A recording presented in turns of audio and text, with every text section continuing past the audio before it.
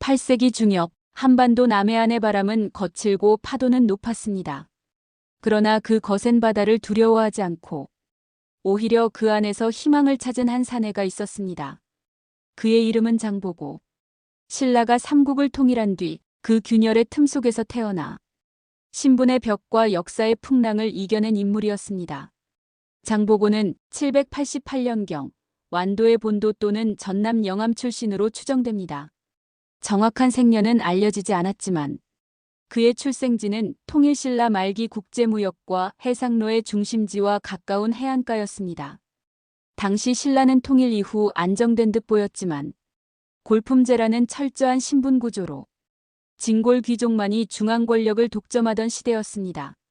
장보고는 진골이 아니었기에 중앙 정치에 진입할 수 없었습니다.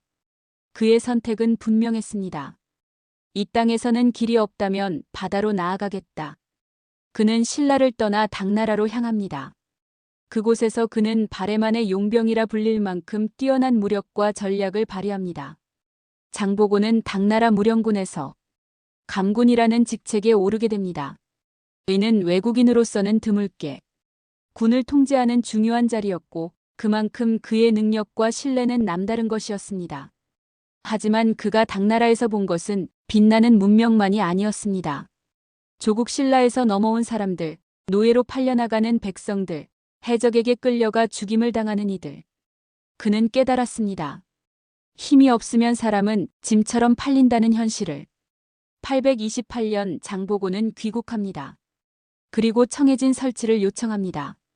신라는 처음엔 경계했지만 당나라에서의 명성과 실력 덕분에 그의 요청은 받아들여졌고 장보고는 청해진 대사로 임명됩니다.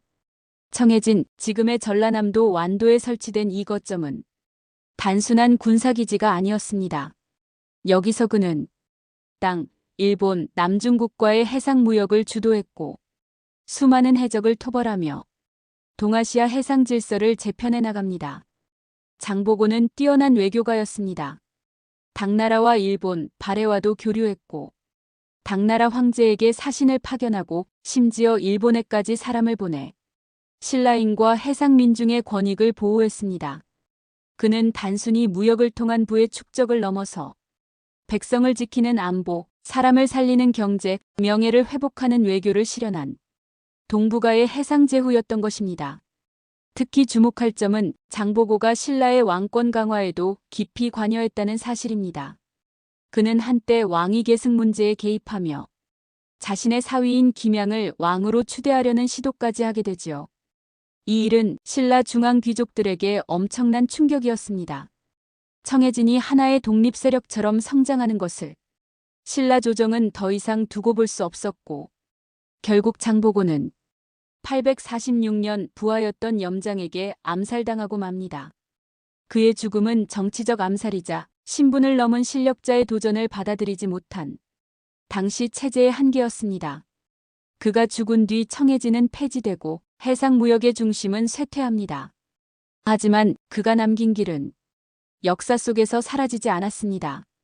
장보고는 단순한 영웅이 아니었습니다. 그는 스스로 기회를 만들었고 사람을 위해 싸웠으며 시대를 넘는 리더십을 보여준 인물이었습니다. 오늘날 대한민국 해군의 정신에도 그의 이름이 남아있으며 완도에는 장보고 기념관과 유적지가 세워져 그의 숨결을 기억하고 있습니다. 그는 우리에게 이렇게 말하고 있는 듯합니다. 신분이 막힌다 해도 바다는 열려 있다. 길이 없다면 내가 만들면 된다. 사람을 위한 길이라면 그 길은 반드시 역사가 기억한다. 오늘날에도 우리는 보이지 않는 벽을 마주하며 살아갑니다. 나이의 벽, 신분의 벽, 경제의 벽. 하지만 장보고는 그 벽을 피해가지 않았습니다. 정면으로 마주했고 넘었고 결국 그 자리를 새로운 문으로 바꾸었습니다. 그의 삶은 시대가 아무리 막막해도 사람이 희망이 될 수 있다는 아름다운 증거입니다. 지금 당신이 막막한 현실 앞에서 길을 찾고 있다면 장보고의 삶을 떠올려 보세요. 그는 수많은 파도를 이겨내며 바다의 길을 만들었고 그 길 위에는 지금도 수많은 사람들이 희망을 싣고 건너고 있으니까요. 장보고, 그는 바다 위의 제국을 꿈꿨지만 결국 사람을 위한 제국을 남겼습니다. 그 정신이 오늘 당신의 하루에 작은 용기가 되기를 바랍니다.